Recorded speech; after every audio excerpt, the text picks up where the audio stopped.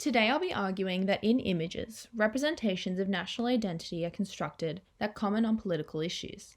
In the text, Theories of Representation, Jenny Kidd claims representation has a frustrated relationship with reality, that ambiguity renders representations intensely political and searingly troublesome. Using a constructivist approach, I'll explore this frustrated relationship between representation and reality in relation to an Australia Day advertisement. The National Australia Day Council released a public awareness print in 2014 titled Sushi, promoting Australia Day and its meaning. To begin, we must first understand what is meant by representation and reality. Jenny Kidd explains that representation creates a subjective, mediated version of reality, influenced by power dynamics and cultural context. Nationalism, a socially constructed ideology, shapes perceptions of identity, belonging, and collective memory. This ideology influences media depictions of people and nations, often representing the experiences of powerful groups rather than the total experience of citizens. I will analyse two key components of this image, the signs and symbols presented in the photograph, as well as the textual elements incorporated in the image.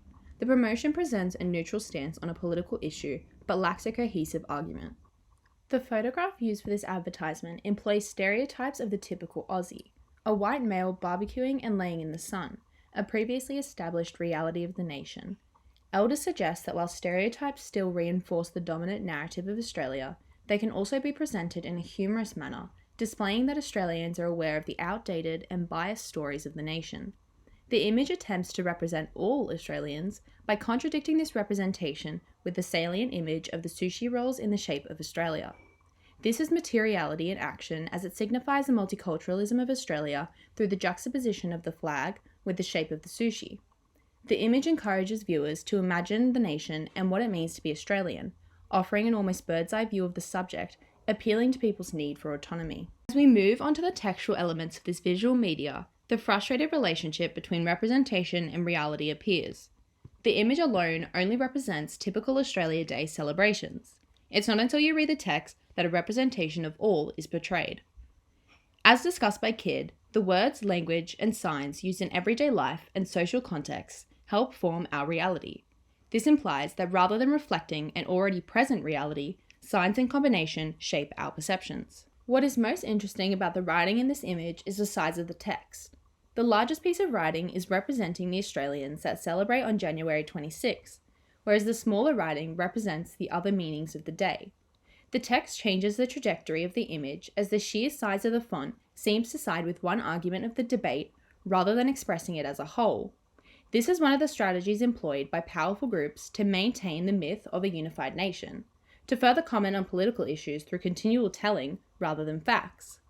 Although inclusive language like your and personalized wording like do what's right for you is present in the medium, the multimodality of these images and the language have an underlying meaning. When interacting with the image, viewers are drawn to the more salient aspects. They will likely not read the fine print and therefore only view one representation. In other words, we are reminded again that representations are constructive.